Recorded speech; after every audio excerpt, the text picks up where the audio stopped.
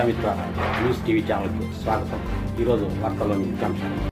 కడప నగరంలోని ఎర్రముక్కపల్లెలో వెలిసిన శ్రీ చౌడేశ్వరి దేవి దేవస్థానం నందు గురువారం చౌడేశ్వరి దేవి జయంతి సందర్భంగా 108 కలశాలతో అమ్మవారికి అభిషేకాన్ని నిర్వహించారు. మధ్యాహ్నము భక్తులందరికీ అన్నదాన కార్యక్రమాన్ని నిర్వహించారు.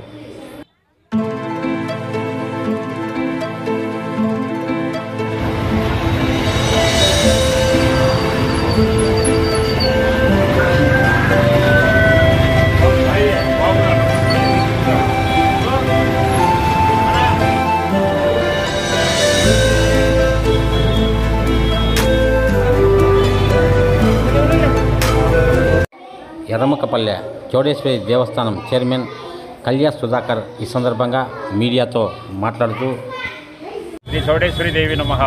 శ్రీ చౌడేశ్వరి దేవి జయంతి ఉత్సవాలు శ్రీ ఎర్రముక్కపల్లె చౌడేశ్వరి దేవస్థానం ముందు ఘనంగా జరుగుతున్నాయి. ప్రతి ఏటా కుంకుమార్చన లక్షార్చన చేసేవాళ్ళము. ఈసారి కొత్త శివాలయం నుంచి 108 శివాలయాలతో 108 కలశాలతో 108 మంది ముత్తైదు మహిళలతో తీసుకురావడం జరిగింది. మంగళ వాయిద్యాలతో అమ్మవారి గుడి వరకు రావడం జరిగింది. అమ్మవారి గుడికి వచ్చిన తర్వాత అమ్మవారికి అభిషేకం చేసి తీర్థప్రసాదాలు అందరికీ అందజేయడం జరిగింది భక్తులకు. ఆ తర్వాత తదుపరి అన్నదాన కార్యక్రమం జరిగింది. సాయంత్రము సర్వదర్శనం జరుగును.